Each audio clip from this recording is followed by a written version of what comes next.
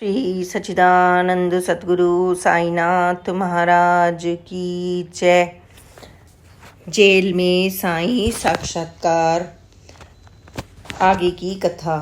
सभी लेख और ग्रंथ एक बात समान रूप से बताते थे कि ईसा, अल्लाह, नानक, राम, कृष्ण, बुद्ध सभी एक ही हैं। वह सर्वशक्तिमान हैं, दयालु हैं, पालनहार हैं, सबके रक्षक हैं।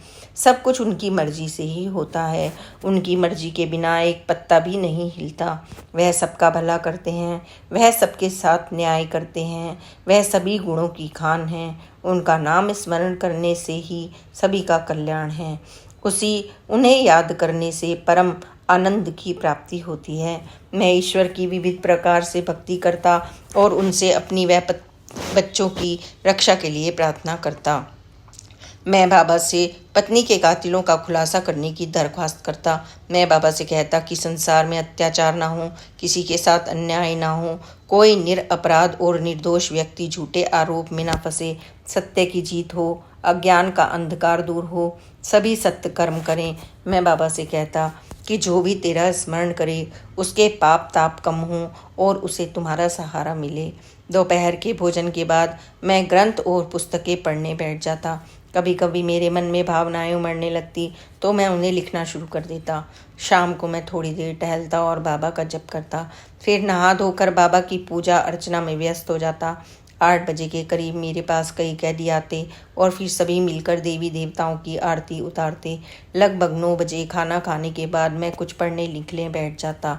रात में 10 बजे के करीब बाबा की शेज आरती करता और इसके बाद फिर पढ़ने लिखने में व्यस्त हो जाता। मेरे सोने का कोई ठिकाना ना था। कई बार मैं रात के 2-3 बजे तक जगा रहता। रात में सोते समय मैं बाबा के चावड़ी समारोह का मन में ध्यान करता। फिर बाबा की कृपा से कुछ घंटे सोता, उसी में तृप्ति हो जाती। मैंने गीता का दोबारा अध्ययन किया और उसके सार को समझने का प्रयास किया।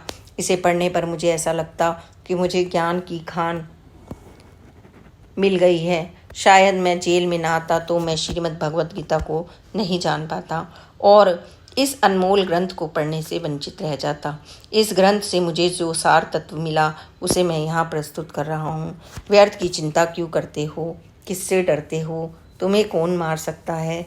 आत्मा ना तो मरती है ना पैदा होती है, यह अजर अमर है।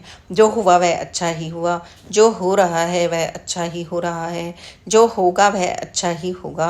अतः अतीत का पश्चाताप ना करो और भविष्य की चिंता भी मत करो, वर्तमान में जियो। तुम्हारा क्या गया जो तुम रोते हो? तुम क्या लाए थे जो तुमने खो दिया? तुमने क्या पैदा किया जिसका नाश हो गया? ना तुम कुछ लेकर आए हो, जो लिया यहीं से लिया, जो दिया यहीं पर दिया।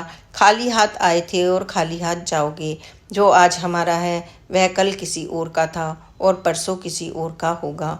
जिसे तुम अपना समझ रहे हो यही खुशी तुम्हारे दुख का कारण है। संसार परिवर्तनशील है। जिसे तुम मृत्यु समझते हो वही तो जीवन है। एक क्षण में तुम करोड़ों के स्वामी हो और दूसरे ही क्षण दरिद्र हो जाते हो।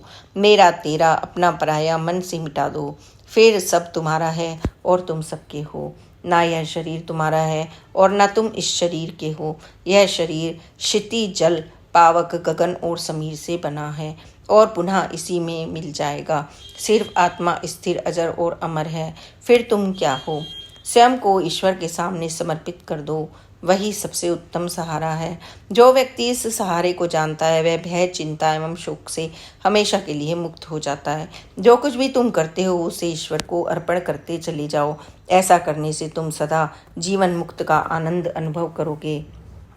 मैं ग्रंथों और पुस्तकों को पढ़कर ज्ञान प्राप्त करता और जो मुझे अच्छा लगता उसको मैं लिखता। मैंने अनुभव किया कि संतोष ही सुख है। सब मन में संतोष रहने पर कभी भी सुख नहीं मिल पाता। मन में असंतोष रहने पर कभी भी सुख नहीं मिल पाता। असंतोष मन हमेशा विचलित होता रहता है और असंतुष्ट रहने पर व्यक्ति सार्थक एवं सही दिशा में नहीं सोच पाता। मन संतुष्ट ना हो तो व्यक्ति का चित्त एकाग्र कैसे रहेगा, और जब व्यक्ति का चित्त ही एकाग्र नहीं होगा तो वह भक्ति और ध्येय की प्राप्ति कैसे कर पाएगा। ईश्वर ने हमें जो कुछ भी दिया है वह सर्वशक्तिमान की कृपा है। इस संसार में हम अपनी मेहनत से जो कुछ भी अर्जित करते हैं वह हमारी आवश्यकता है। हमें आवश्यकता और तृष्णा के अंतर को समझना चाहिए। आवश्यकता को हम पूरा कर सकते हैं परंतु तृष्णा को हम कभी पूरा नहीं कर सकते। तृष्णा सुरसा की तरह निरंतर बढ़ती चली जाती है और आगे चलकर हमारे लिए अनर्थ का कारण बनती है। अतः हमें तृष्णा के वशीभूत कभी नहीं होना चाहिए। ईश्वर ने जो रिश्ते नाते, पद प्रतिष्ठा, धन संपत्ति, सुख संपदा, संतान आदि दिए हैं उसे हमें सहज भाव से स्वीकार करना चाहिए और इसके लिए हमें उसके प्रति कृतज्ञ होना चाहिए। इस मोड़ पर यदि हम लोभ, लालच, तृष्णा, मोह, क्रोध और अहंकार के चुंगल में फंस जाते हैं तो हमारा अच्छा भला जीवन भी खोखला हो जाता है और हम अपने आध्यात्मिक पथ पर अनेक बाधाएं खड़ी कर लेते हैं। यह सारा माया का जाल है जो सन्मार्ग से दूर कर हमें अपने ध्येय से विमुख कर देता है। हमें अपनी घर गृहस्थी से संतुष्ट रहना चाहिए। इसकी सुख शांति बनाए रखना हमारा परम कर्तव्य है। यदि हम संतोष की भावना को महत्व नहीं देते तो घर गृहस्थी में कलेश हो जाएगा, सुख शांति छिन्न भिन्न हो जाएगी और मन का सुख चैन नष्ट हो जाएगा। आत्मज्ञान हमारे लिए अत्यंत आवश्यक है। आत्मज्ञान के लिए मन की पवित्रता एवं मन में संतुष्टि जरूरी है। हमारे लिए सत्य का आत्मबोध सबसे पहले जरूरी है कि हम इस तथ्य को जानें कि मैं कौन हूँ, मैं आत्मा हूँ, मैं अमर हूँ, मैं यह शरीर धारण करके पिछले कर्मों का ऋण चुकाने आया हूँ।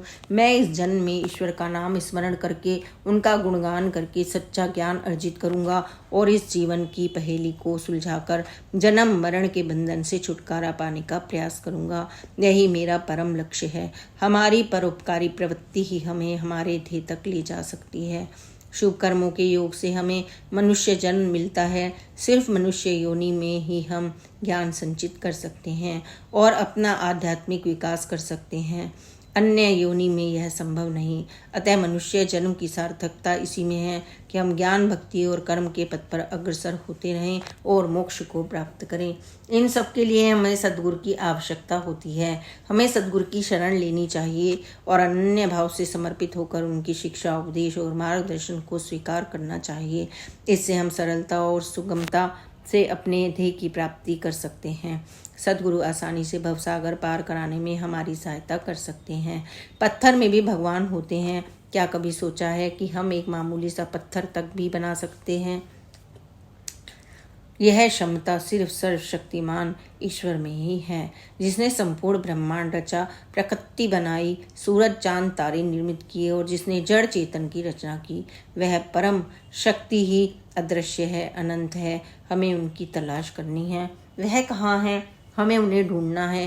वह हमसे दूर नहीं, वह बिल्कुल हमारे पास हैं। हमारे इर्द गिर्द माया का एक आवरण है जिसके कारण हम उसे देख नहीं पाते। फिर भी हमें उनकी खोज करनी है। गुरु नानक देव जी कहते हैं, वही पालन करता है, अखंड हैं, एक सतनाम ओमकार हैं, जो निर्भव निराकार अजन्मा है। वही हरि गुरु की कृपा से सहज ही प्राप्त हो जाता है।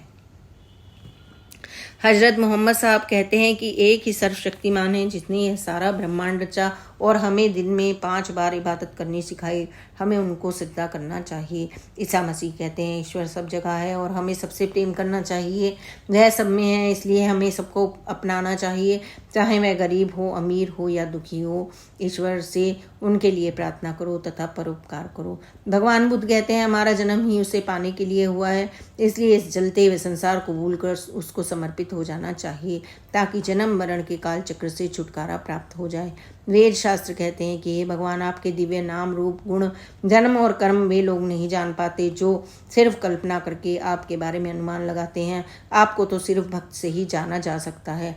श्री ईसाई सच्चरित्र में बाबा कहते हैं, ईश्वर सर्वशक्तिमान है, सब कुछ वही करता है, उनकी इच्छा के बिना पत्ता भी नहीं हिल सकता। वह सब प्राणियों में विद्यमान है, वही सृष्टि का रचयिता, सर्वज्ञानी महान है और हम सब उसके ही अंश हैं। ईश्वर, प्राणी और सृष्टि सब अभिन्न हैं। गुरु उनके प्राण हैं तथा सब जीव उनकी आत्मा। गुरु ही भगवान के पास अपने भक्त को सरलता व सुगमता से पहुंचा देते हैं। हमें इस सुंदर सृष्टि को देखकर आनंद का अनुभव करना चाहिए और यह चिंतन करना चाहिए कि वह भगवान कितना महान होगा जिसने इतना सुंदर संसार सजाया। ईश्वर को हम अपनी आंखों से नहीं देख सकते, उसे हम सिर्फ भक्ति और प्रेम से ही देख सकते हैं या अनुभव कर सकते हैं। प्रेम पूर्वक की गई भक्ति हमें शक्ति प्रदान करती है। हमारे हृदय में ईश्वर के प्रति भक्ति पहले से ही है। जब हम ईश्वर का नाम स्मरण करेंगे तो हमें भक्ति में लीन कर देंगे, जिससे हमारे अंदर ईश्वर के प्रति प्रेम और श्रद्धा का भाव जागृत होगा। हमें वह आंखें चाहिए जिससे हम ईश्वर को देख सकें, हमें वह दिल चाहिए जिससे हम उसे महसूस कर सकें, हमें वह हाथ चाहिए जिससे हम उनकी इबादत कर सकें, हमें ऐसे भाव चाहिए जिनके द्वारा हम अनन्य भाव से उनके प्रति समर्पित हो सकें, हमें वह जीवा चाहिए जिससे हम उनका गुणगान कर सकें, हमें वह प्रेम चाहिए जो हमें उनसे मिला सके, हमें वह भक्ति चाहिए जो हमें उनके चरणों में लीन कर सके। प्रेम, भक्ति और समर्पण से ही ईश्वर बसते हैं। प्रेम, भक्ति और समर्पण के द्वारा ही हम उन्हें प्राप्त कर सकते हैं। श्री सच्चिदानंद सतगुरु साईनाथ महाराज की जय।